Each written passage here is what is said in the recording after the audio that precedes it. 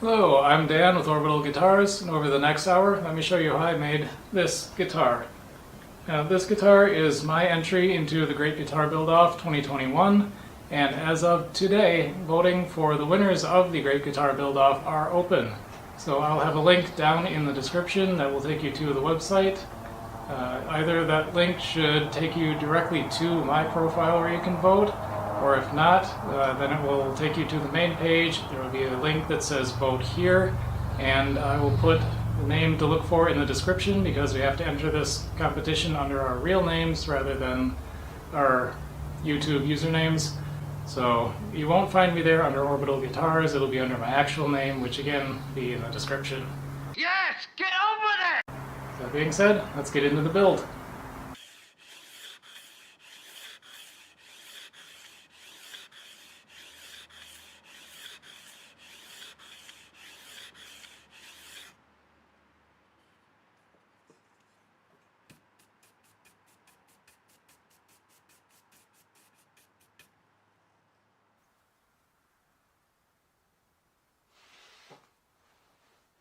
I'm going to begin here by just preparing some of the wood that I'm going to be using for this build. And first up, I'm going to be jointing the edges to glue up the top. And this top is Macassar Ebony. A really interesting piece of ebony I just kind of stumbled across online.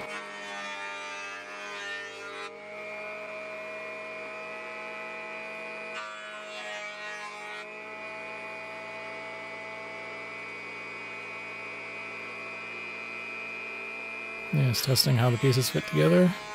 Not quite done yet, so I'll run that piece through again. And now they look good. Not quite.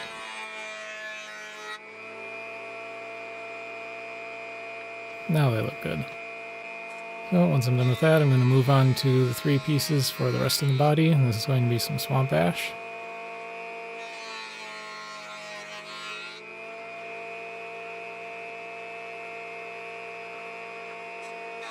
I'm taking fairly shallow passes with my jointer. I don't want it to remove too much material, because that could mess up the book matching of the top a little bit, and I also don't want to remove too much material from the pieces of the body. So now moving on to the neck blank. This is a piece of roasted flame maple, and really all I'm doing running this over the jointer is trying to square up one edge, which is going to make it easier for me to route the truss rod channel in a little bit.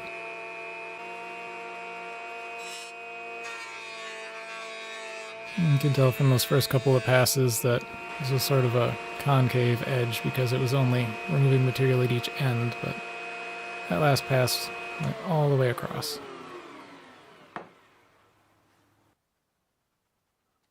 So now that I'm done with the jointer, I'm going to begin gluing up the pieces for the body. It's got an old gift card here that I've cut some notches into that I'm using as a glue spreader.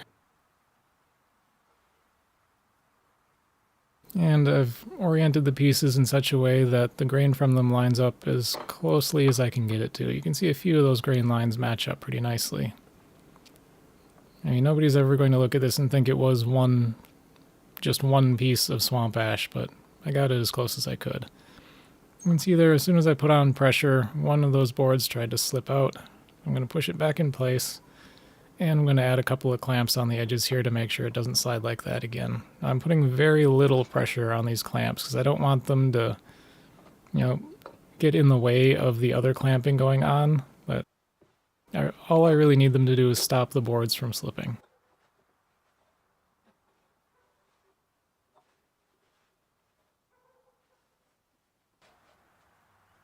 So for the top, I decided to go with a taping glue method rather than clamps. You can see some cracks in the board there, and I was a little bit concerned that if I put clamping pressure on it, it might cause those cracks to shift or possibly split in a weird way that would have been a problem. So I decided to go with tape instead. It still gets a pretty good glue joint, and even after I got the tape on there and it looked pretty good, I still added a couple of quick clamps with just a little bit of pressure on them to tighten it up a little bit more. It's okay, nobody saw that glue spill on the floor. It's fine.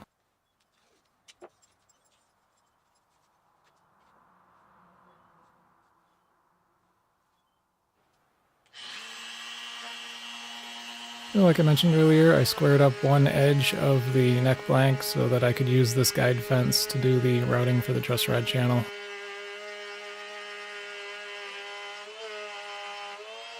I do this routing taking several shallow passes of maybe 1 or 2 millimeters at a time.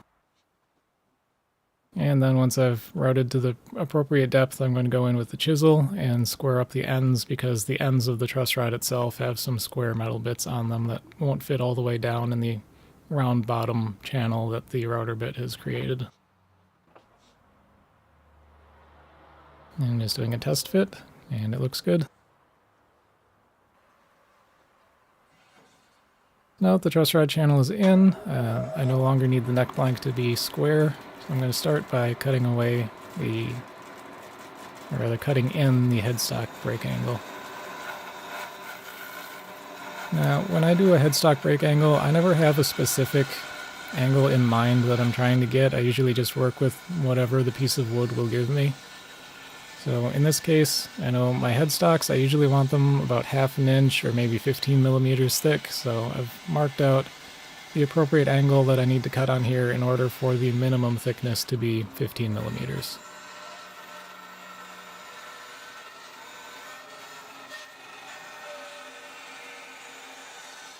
And you can also kind of see there I've marked out the whole neck profile, I suppose, on the side there so that I can cut the whole thing right now.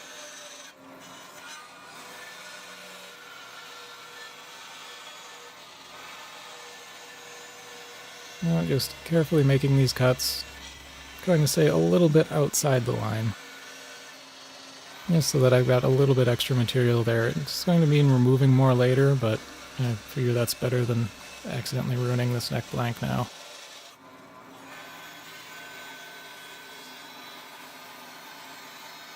Now once I've got the first part cut, I'm going to go and cut in the neck taper.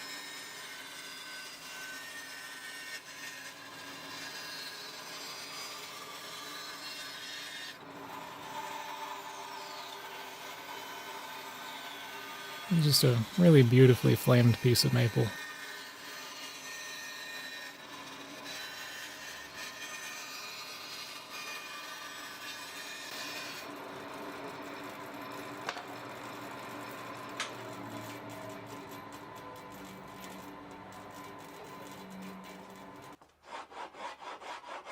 So I'm going over here, I'm going to use a saw rasp just to level off the face of the headstock. Some people might wonder why I don't use a hand plane for this, and the reason is I only have a couple of hand planes, and I think all of them are older than I am right now, and they probably haven't seen any sort of maintenance since before I was born, and they're just really not well suited for any type of work right now. Keep meaning to find the time to clean them up and sharpen them, but I just haven't found the time for it yet.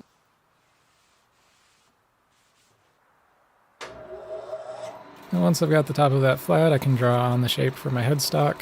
I did that from a template that I created the last time I made this particular design. So just going back to the bandsaw once again to cut this out. And certainly this would be easier if I had swapped out my bandsaw blade to the narrower one, but I'm a little bit lazy for that, and there are also some cuts coming up later where I want a thicker resawing blade.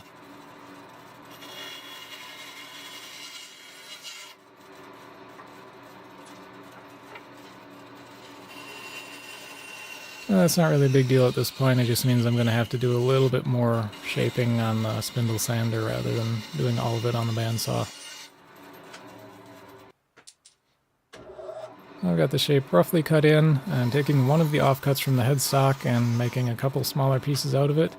And I'm going to be using these to add a little bit material on the sides of the headstock because the original piece of wood wasn't quite wide enough. Now luckily the way this came out, these extra pieces that I'm gluing on won't have the actual tuning keys in them, so there's no real structural importance to these extra pieces. They're entirely aesthetic.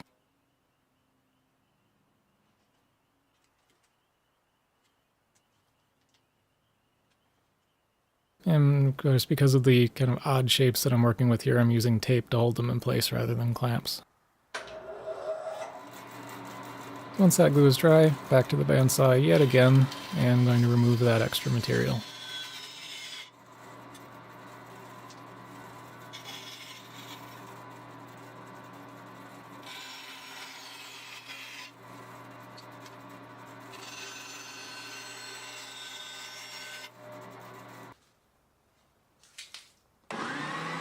And now, like I mentioned, I'm going over to the spindle sander, and I'm going to do a little bit more work on the neck taper up by the headstock because some of the extra headstock material was sort of in the way for that earlier. And then I'm also going to clean up the shape of the headstock a bit.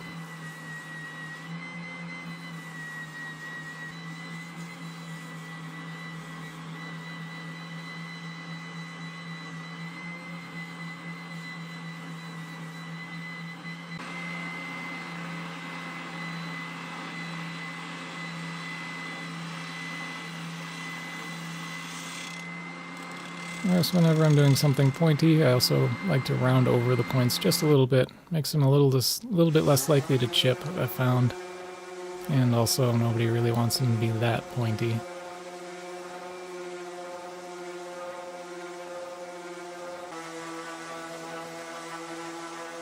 And once all that's done, I'm going to go back in with my small random orbital sander and just smooth out the top, get all the remaining glue off of it, and get it all level.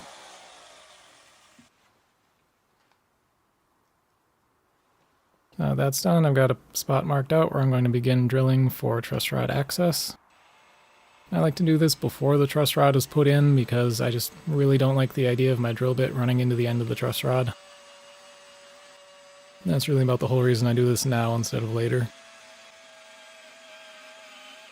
One of these days I'll actually get around to making a truss rod a router template to route out most of this truss rod access, but I haven't done that yet. For now, still using the drill.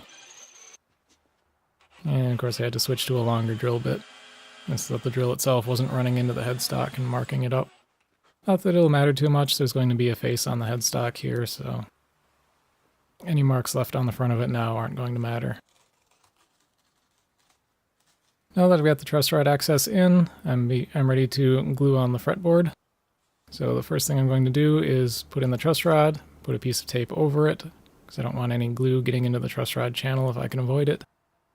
And I'm just going to bring in a knife, cut away the excess tape.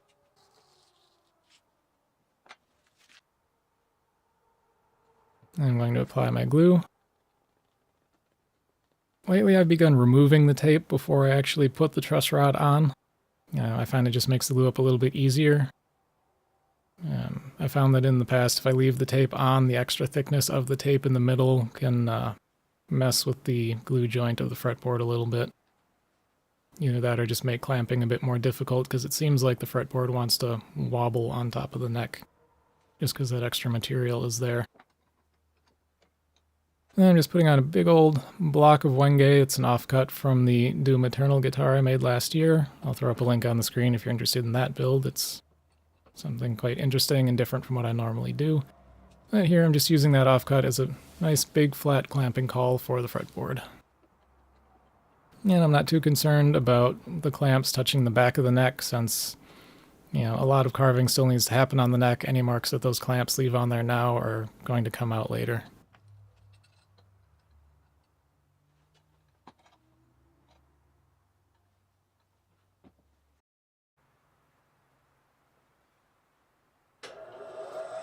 After gluing on the fretboard, now I'm trimming off the excess on the bandsaw.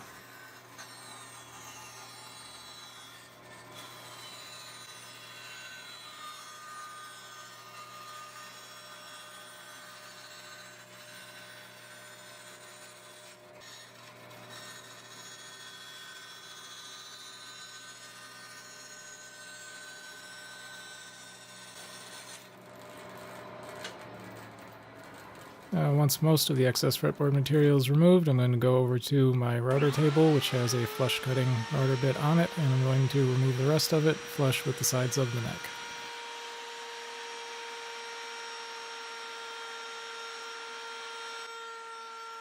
I do really like how the grain on the side of that Cocobolo fretboard looks, especially considering that's the side that you'll actually be able to see while playing the guitar.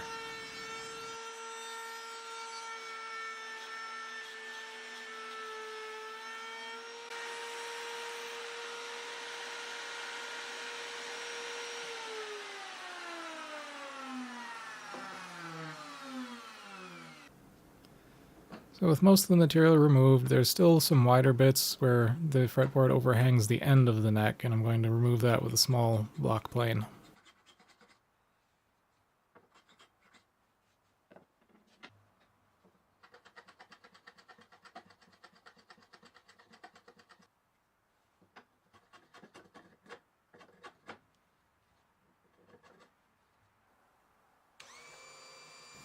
What I'm doing now is working on putting in a space for a locking nut, because this guitar is going to have a Floyd Rose bridge. So all I've really done to prepare for this is I've marked out where the front edge of the nut is going to be, and I've got the nut sitting here just off camera, and I'm just removing material a little bit at a time, then double checking with the nut itself to make sure that it's cut to the right depth. And once it looks like it's getting close, I'm just going to clean up what's left of this space with a chisel.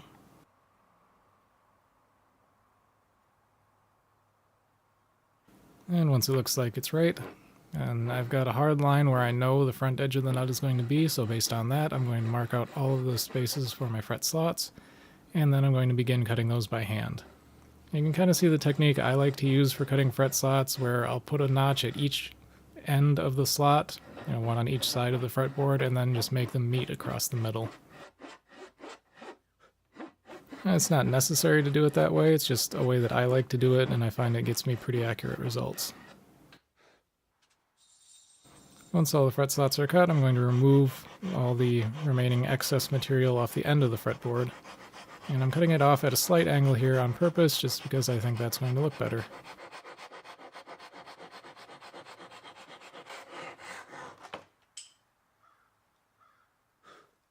So now that all that's done, I'm going to go and radius the fretboard.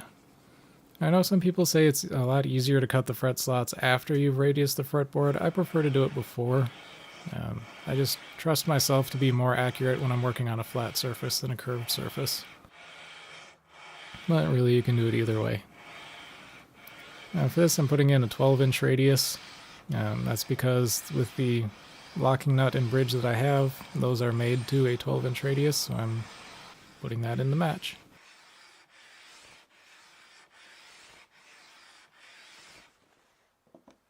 And of course, I'm also saving a lot of that dust that's come off of the fretboard during this process so that I can use it in a little bit. So after radiusing, I'm going to begin putting in the frets. Now, I like to cut the frets one at a time, or cut and install them one at a time. I just feel like I waste the least amount of fret wire this way. And for this build, I'm going to be nipping off a little bit of the fret tangs on the ends, just so that those aren't right up to the edge of the fretboard.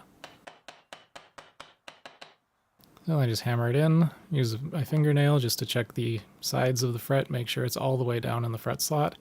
And I also like to cut off the ends of each fret as I go, because I find that up near the higher frets, they get so close together that snipping off the ends can become somewhat difficult. But if you do them one at a time, it's not a problem. And once all the frets are in and the ends are cut, I'm taking some of that dust that I saved from when I radiused the board, and I'm going to pack that into the ends of the fret slots, and then flood some super glue over it to fill those in.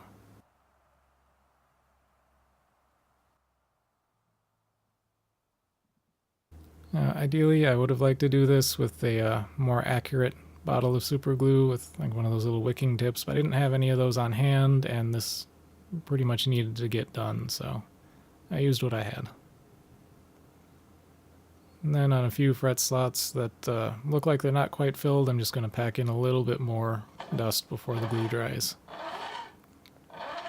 And then after the glue is dry, I'm going to take a fret leveling file, and I'm just going to work down the ends of the frets to get them flush with the edges of the fretboard. And this is also going to remove most of the built up glue and dust that's on the edges as well. And then once the fret ends are flush, I'm going to take a sanding block and just smooth off all of the rest of the excess glue that was on the sides of the neck.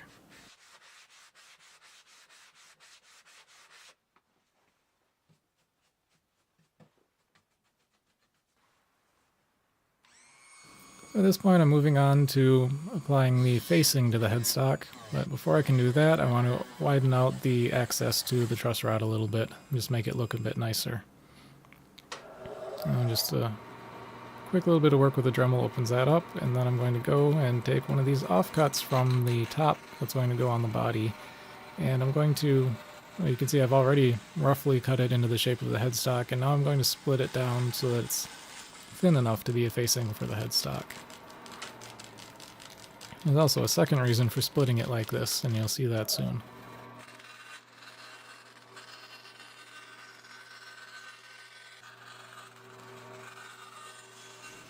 And of course here I'm just cutting it down closer to what its final shape is going to be so that I have less excess to remove later.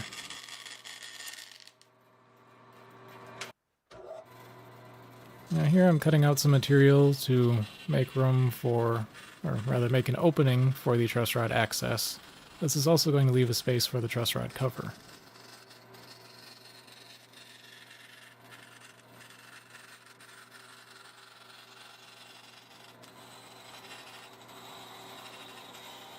So just carefully cutting that as close to the lines as I can on the bandsaw. Then I'm going to clamp this down to my bench and use some hand files to finalize that shape.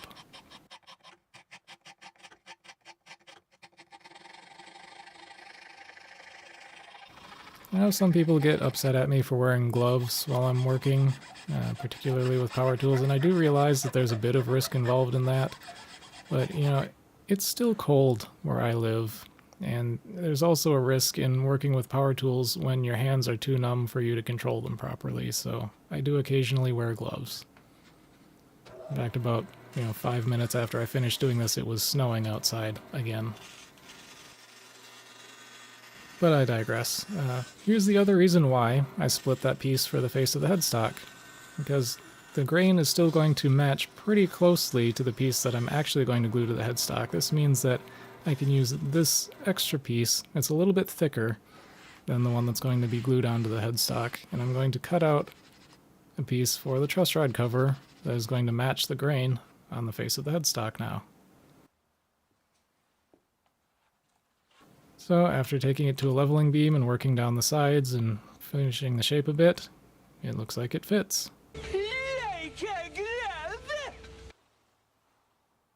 So now that that part's done, I'm ready to glue the facing onto the headstock.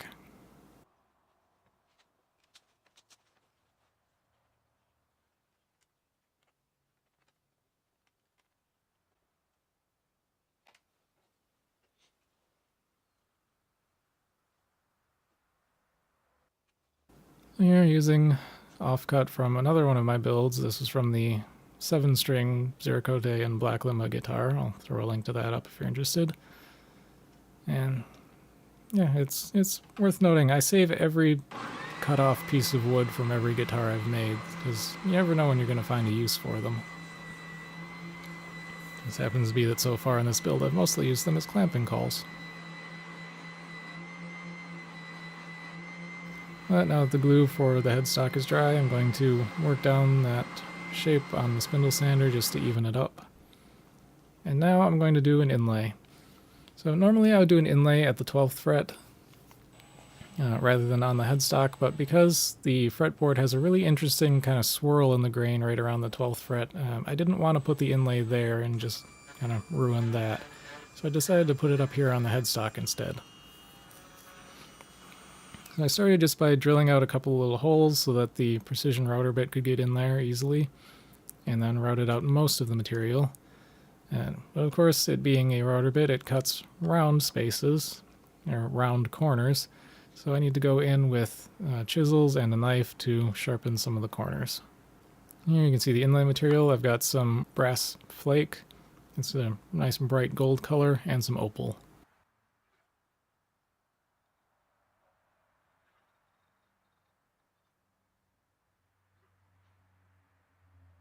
I'm going to start by just putting a light coating of that gold-colored metal flake in the bottom, And then I'm going to start laying opal over the top of that. Just carefully arranging with some tweezers.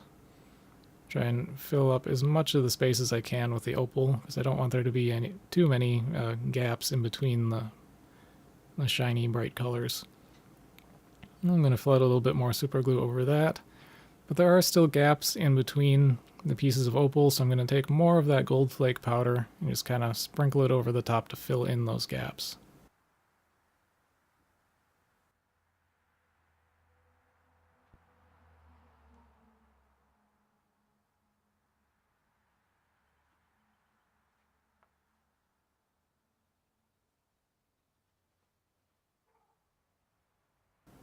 And once all that's sprinkled on there, I'm going to go ahead and flood even more super glue over it.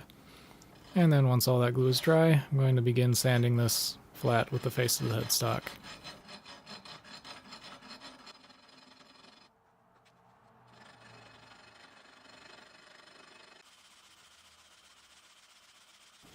Just roughly sanding it down to get it smooth.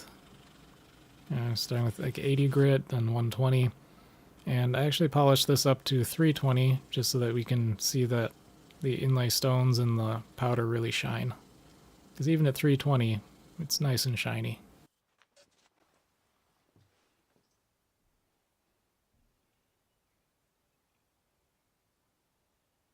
So I've done that. I'm ready to begin carving the neck profile.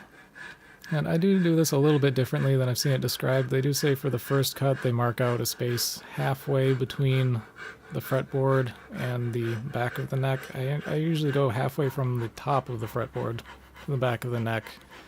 I just find that I like that neck profile a little bit better when you do it that way. It's a subtle difference, but it's one that I like.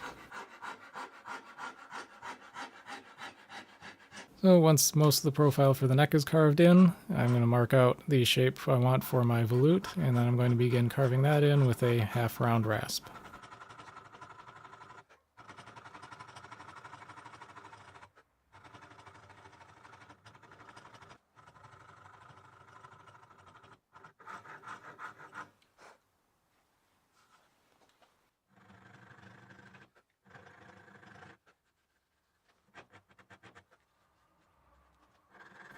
Of course, the rasp leaves a pretty rough surface, so I'm going to go in and sand that smooth. So first by hand, that wasn't really effective enough, so I brought in my small random orbital sander just to get that cleaned up, and this is also shaping the volute a little bit farther.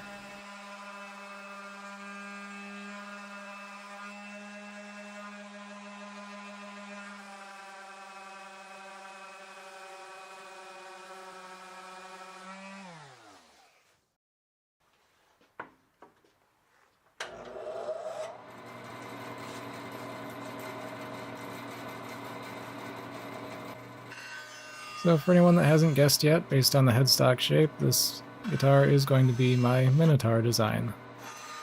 So starting off, I'm going to be using my bandsaw to cut out roughly the shape of the top. And I'm going to be then preparing to glue it onto the rest of the body.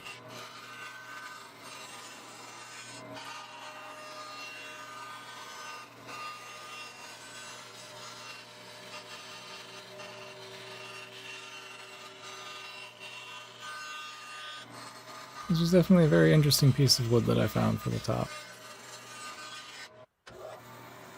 Very interesting grain patterns in it.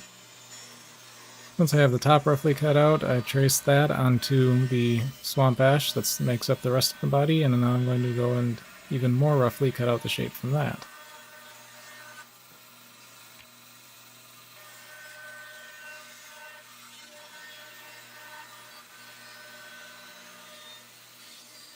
Now, the reason I'm cutting these individually before glue up is so that I can save as much material from the top and the body as I can.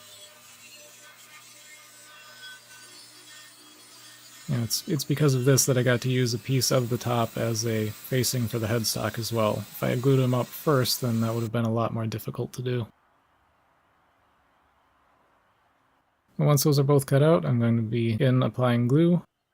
And you can see I've drilled a couple of holes here in this, and there are a couple of holes drilled in the top as well. I'm going to use some locating pins to make sure that the top doesn't move or slide around once it's clamped down onto the glue.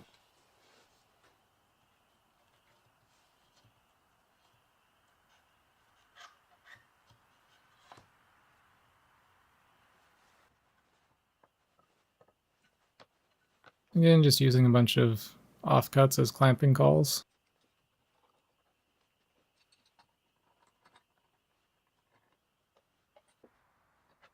And we'll get that all glued up.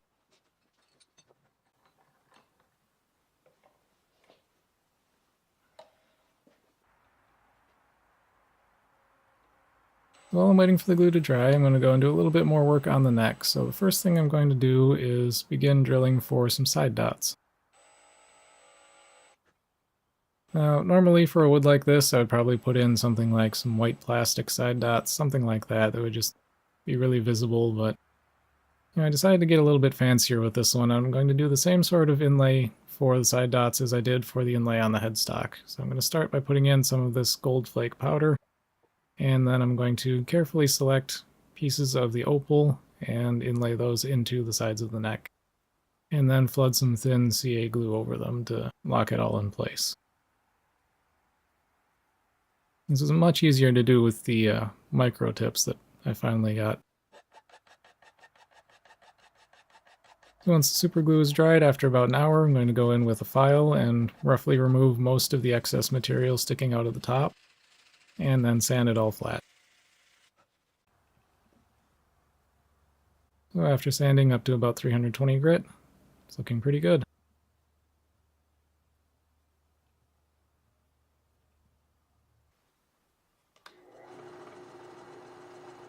Now that that's done, I'm also going to drill the holes for the tuners in the headstock. I've got a sacrificial piece of wood underneath the headstock, for one thing, and this headstock is also still quite a bit thicker than I ultimately need it to be, so I'm not too concerned about tear-outs on the back. Although, I was plenty careful while doing this drilling process, and you can see here, there were no tear-outs. In just a second once I actually hold it up to the camera. During this drilling process, I noticed there was a small chip out of the ebony on the face of the headstock, so now I'm going to need to repair that. And the way I'm going to do that is I'm going to start by removing some of the material around that chip so that I've got a couple of flat square faces that I can glue a new piece into.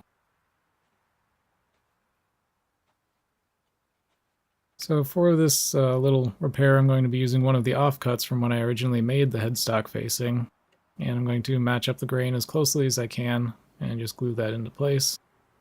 And I ended up deciding to use the spindle sander to remove the bulk of this excess material rather than a saw because I felt like the spindle sander would just put less stress on the glue joint.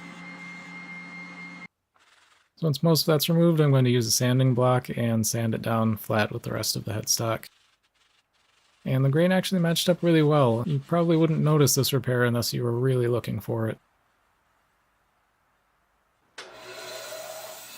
But at this point, the glue for the body is dry. I've left it clamped up overnight, and now I'm going to go in and cut out the shape.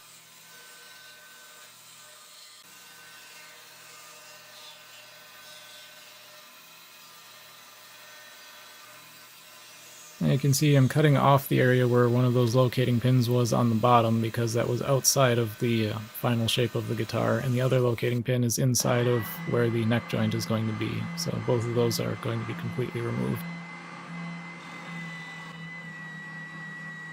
Once all the cutting is done on the bandsaw, and I'm pretty close to the final lines that I want, I'm going to go back to my spindle sander with a big spindle on it. And we're going to go ahead and shape the rest of the body pretty close to where it's going to end up.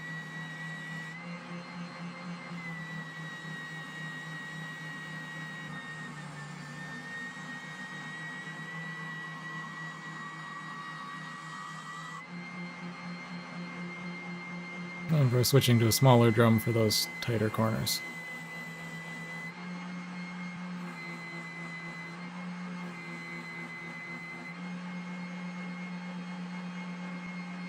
So now I'm going to begin addressing the cracks that are in the top that I had mentioned back in the first video. And the original idea was that I was just going to, fill these up with ebony dust and glue and, just call that good, and it would just look like more of the wood pattern in the wood grain.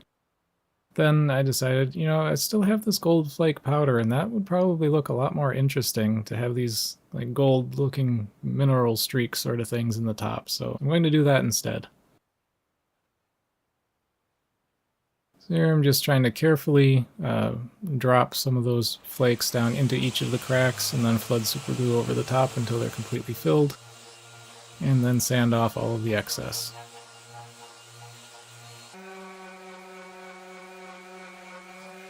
You can see here, yeah, they're not extremely visible, at least not yet. I imagine they'll look a lot brighter, a lot shinier once there's finish on the guitar, but you can still see the gold streaks in there.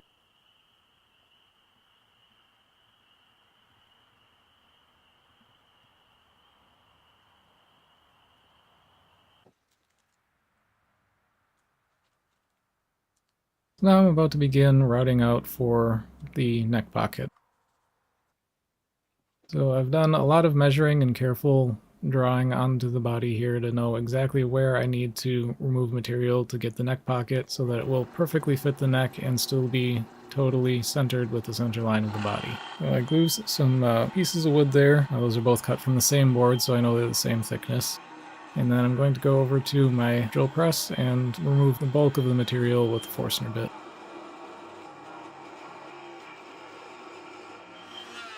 And once most of the material's out of the way, I'm going to get my router with a flush cutting router bit and run that bearing along those pieces of wood I've got in there and get the neck pocket routed to depth. Now the router bit couldn't reach all the way to the bottom with those pieces of wood on top, so I went in with the chisel and cleaned up the corners on the bottom. And of course the pocket was a little bit too tight to begin with, so I had to sand it out a little bit wider.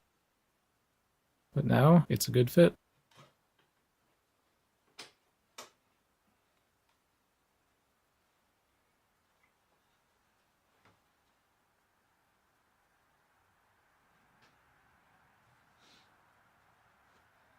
It's beginning to look like a guitar.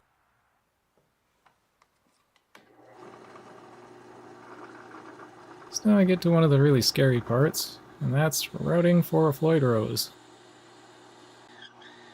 I'm going to start by drilling this hole here in one corner of where the route's going to be. And then from that corner, that's how I'm going to get the router bit down into the wood rather than just plunging it directly in. And then using the wonderful StuMac routing templates, I'm going to begin routing this to depth.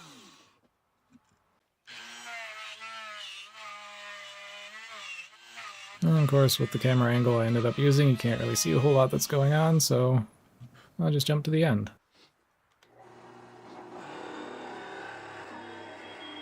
Okay, so the next thing I'm going to do is start putting in the control cavity. And again, just like with the neck pocket, removing the bulk of the material with the Forstner bit, and then I'm going to clean it up with a router.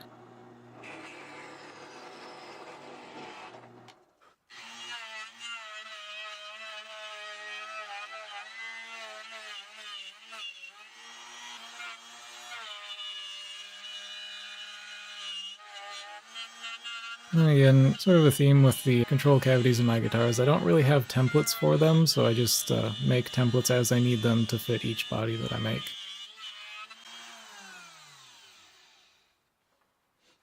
It's not ideal if I wanted to make the exact same guitar every single time, but it gets the job done. Similarly, for recessing the Floyd rose into the top, just cut a bunch of pieces out of the same piece of wood, hold them in place with masking tape and super glue, and you've got a routing template.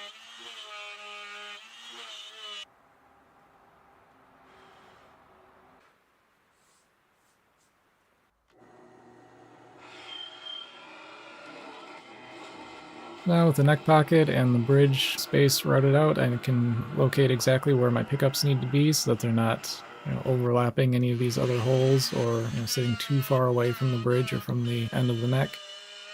And then I can begin removing that material as well.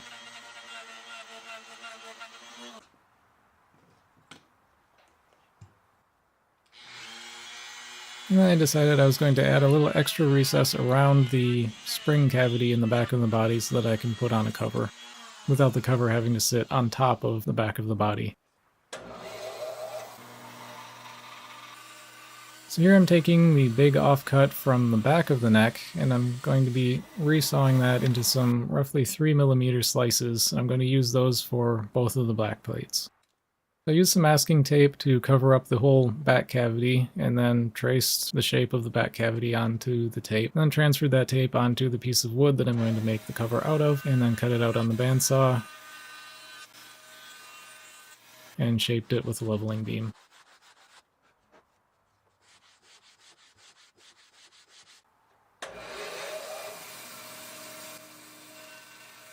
Much easier process with the cover for the spring cavity because it's just a rectangle. As long as my measurements are right, it should line up. And again, finalizing that with the leveling beam. And then do some test fits.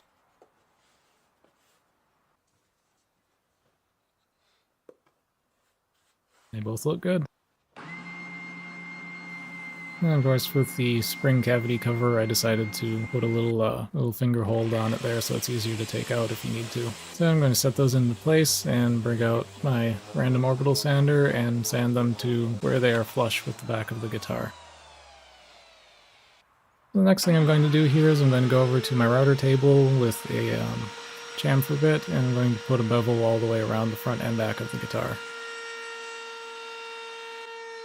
I had considered earlier on, when still in the design stages, of whether I should make something, that I could do a full carved top or something like that, but ultimately I didn't think this top was thick enough that I could really get away with that and be satisfied with the results, so just going with a bevel instead because those always look good.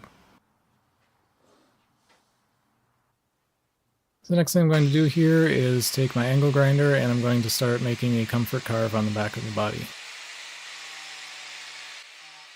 Just do a line on the back and on the side, and then I'm going to use the angle grinder to make those lines meet through the middle.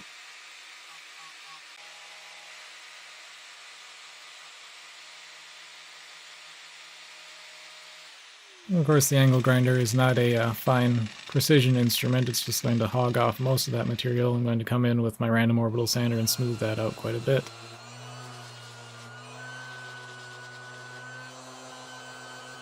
And then I'm going to switch to my smaller random orbital and get it nice and finished, as well as rounding over those edges.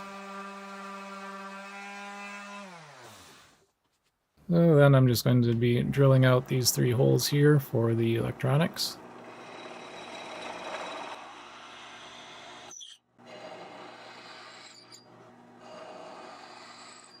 And now I'm ready to glue in the neck. Well, it feels like I'm forgetting something. I have a strange thought, like I'm supposed to have learned from Ben's past mistakes, and yet I haven't. Because if you'll notice, I haven't drilled a hole here for the wires to get from the neck pickup to the bridge pickup. Awkward. Luckily for me though, I realized this almost immediately after I first glued in the neck, so I was able to pull it back out while the glue was still wet and hadn't begun to set yet. One of the advantages I find in using Titebond 3 is that extra long open time kind of saved me here. So I was able to pull the neck back out before the glue dried, drill this hole, and get the neck glued back in again.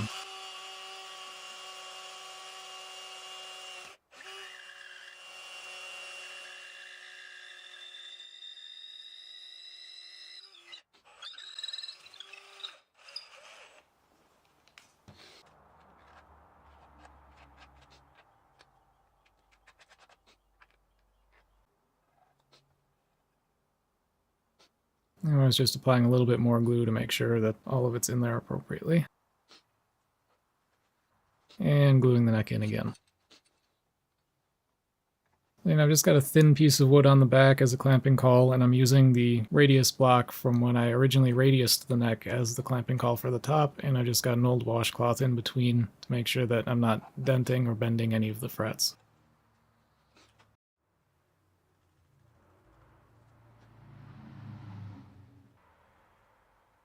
So this one's going to start with me carving in the transition between the neck and the body. I had deliberately left a whole big glue joint there so that I could carve away a whole bunch of it to make a nice, really smooth transition, almost like a neck through a guitar would have.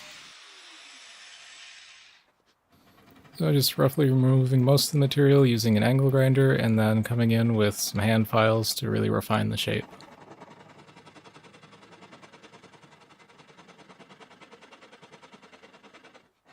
I had originally thought about leaving that center part of it kind of pointy, but I changed my mind partway through and rounded it all off, and ultimately I think that was a good decision. It feels really nice.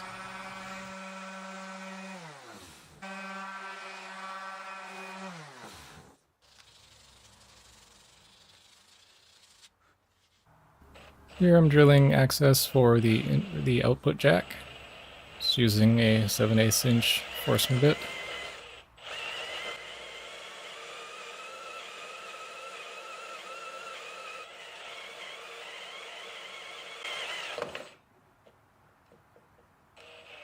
And then following that up with a step drill so that I can recess the jack plate into the body a little bit.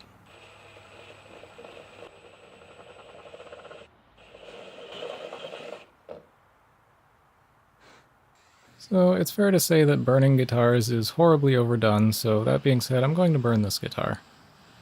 But I'm going to only very selectively burn the open parts of the grain to open them up a little bit more. And you'll see why later. I'm just using a torch with a very fine flame on it because I only want to burn the bits of open grain, and I'm trying not to burn any of the harder grain in between if I can avoid it. Though in some places that's difficult because the grain lines are so close together.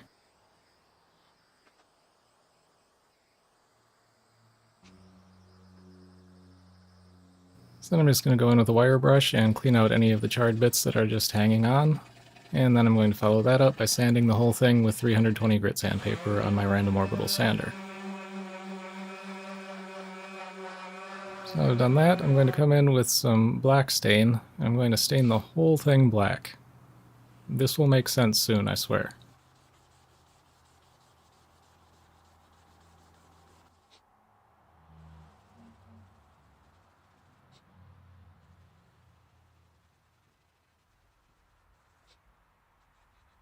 There's obviously I'm not staining the neck or the front of the body.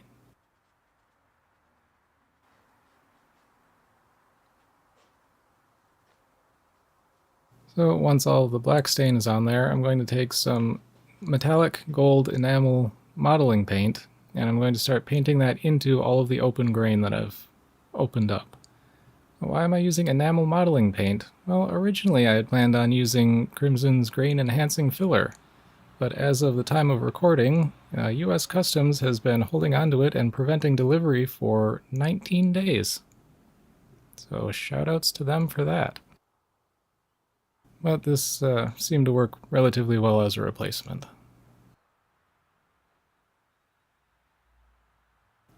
Just the painstaking process of painting this into every single grain line on the back and sides of the body.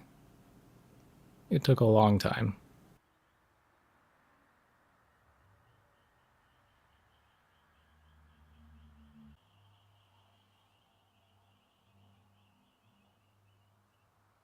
So once I'm sure that all of the open grain has paint in it, I'm going to go in with my random orbital sander again, still with 320 grit paper, and I'm going to sand back all of the excess paint, and I'm also going to be sanding back a bit of the black stain.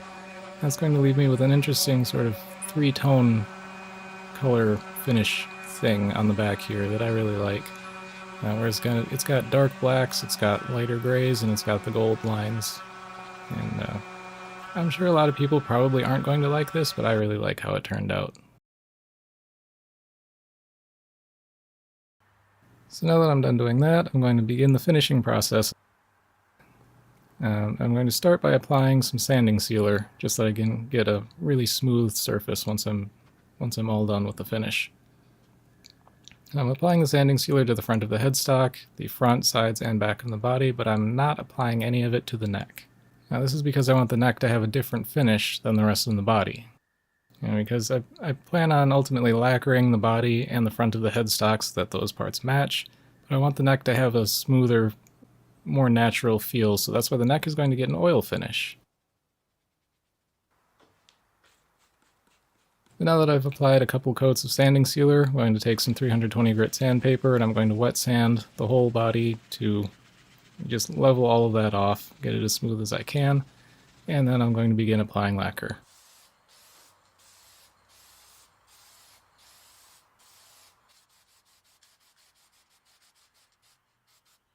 And you'll notice there I am applying a little bit of lacquer near the base of the neck. There is a reason for that, and you'll see shortly.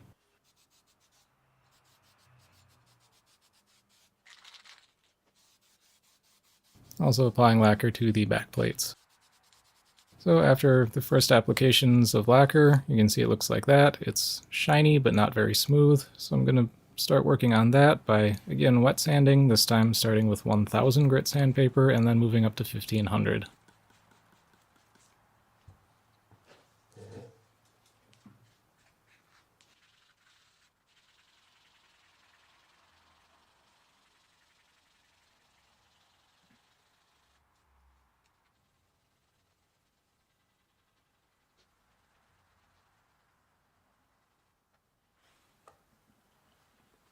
So then once I'm done with sanding, the body looks something like this.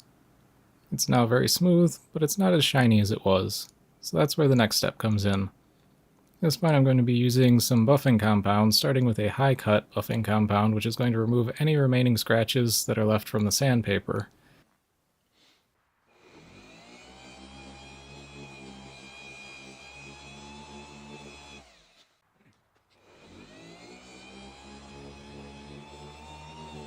Then I'm going to follow that up with an ultra finishing polish to make it nice and shiny.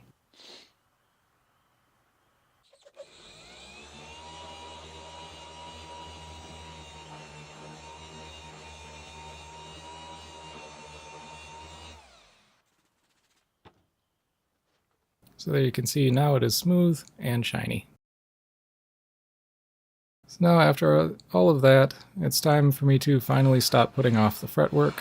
So I've already made sure that the neck is straight using a notched straight edge. Now I'm going to begin leveling the frets with the leveling beam, checking that they're all fine using the fret rocker, marking the tops, recrowning,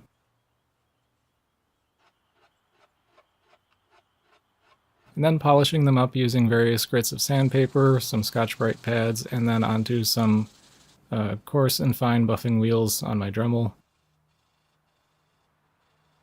Now, unfortunately, these buffing wheels do have a tendency to leave some little bits of gunk on the frets.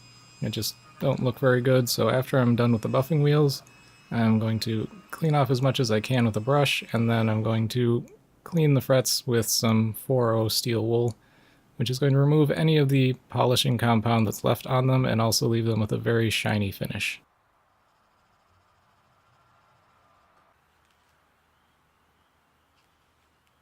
So here I'm working on the transition between the finish on the neck and the finish on the body, like I had mentioned before. And since the neck was mostly taped off, there's a sharp line between raw wood and lacquer, and I don't want a sharp line to be there because you can really feel that. So I'm going to sand that back with some 320 grit sandpaper and try to create a smoother, more natural feeling transition from wood to lacquer.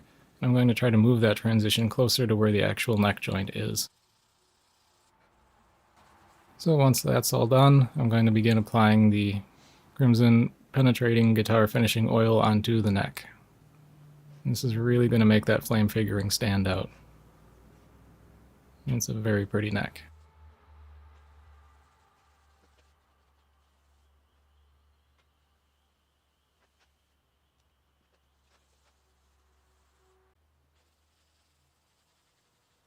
I'm also applying some to the fretboard. This oil is not specifically made for fretboards, but it's perfectly fine to use on them too.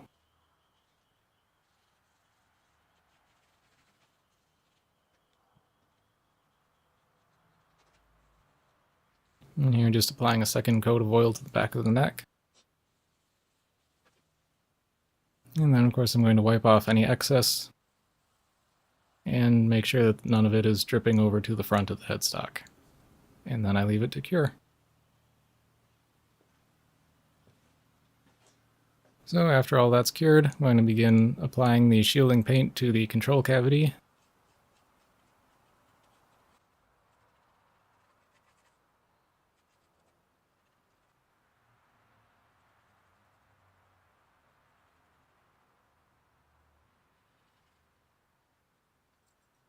and to the inside of the back plate.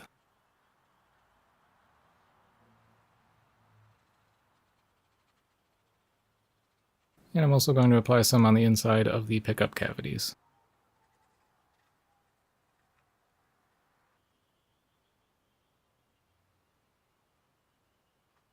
So now we get to assembly. I'm going to begin installing the tuners. I've already marked out exactly where I need to drill, and then I can begin installing. And these are some burnt chrome finish guitar tuners. I only managed to find them from one company in the world, and they sell them for about $30, which doesn't give me a lot of confidence in their quality. And, you know, they kind of feel like $30 tuners. A lot of their moving parts are very stiff. But the reason I'm willing to use such cheap and probably low quality tuners on this guitar is because it has a locking nut. So these tuners really only need to be able to get the guitar into tune. They don't actually have to keep it in tune, because the locking nut is going to handle that.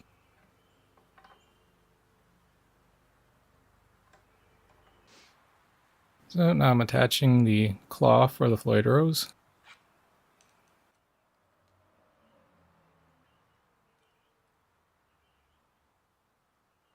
I don't really have a specific order of operations for what's going on at this point. I'm just kind of running down the list of, you know, what's actually left to do in this build, and just kind of picking whichever one I feel like doing most at that point and doing that.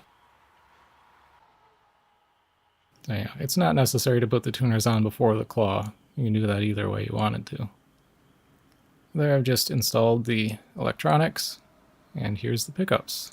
It's a set of Cold Sweat humbuckers from bare knuckle pickups. Of course, with the burnt chrome finish, just like everything else on this guitar, with a few exceptions. Obviously, the toggle switch was not in burnt chrome because, you know, nobody makes those. Also, the strap locks were not in burnt chrome because nobody makes those either. So with the strap locks, I ended up using gold because that would match with the gold that's in the inlays, in the headstock, and the body.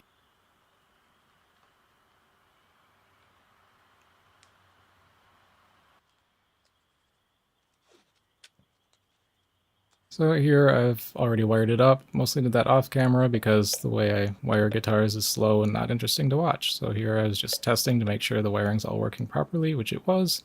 And now I'm going to put on the back plate. Of course, gold screws to match because couldn't get burnt chrome screws. The flame maple back plates look really nice with the rest of that finish on the back. So here I'm installing the locking nut. It's a really nerve-wracking process to install this because that hole you have to drill into the neck for these screws it feels like you've barely got a millimeter left before that drill comes out the back of the neck.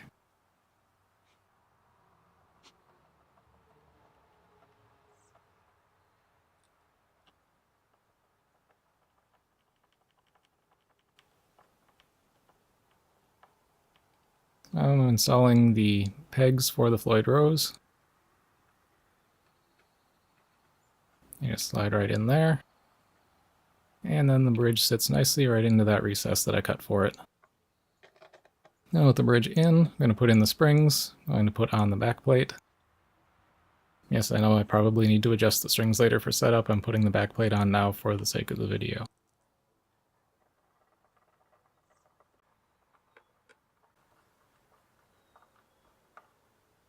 So I'm just using a straight edge going between the notches in the nut and the bridge to make sure that the pickups are aligned properly and will sit under the strings exactly where I want them to, and then using a bit more tape to hold them in place while I drill the holes and then screw them down.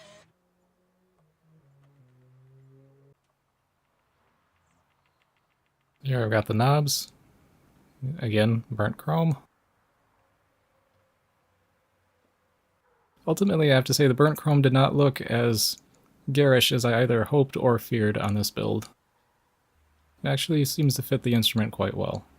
So now moving on to the headstock, I'm going to put on the string retaining bar. I originally didn't think this was going to be necessary, but because the headstock break angle is so shallow, I wanted to make sure that, you know, the strings weren't going to cause any issues there between the locking nut and the tuners. So now I'm closing in on the end of the build here, just installing the strap locks, and then we'll be good to go. Everything is installed.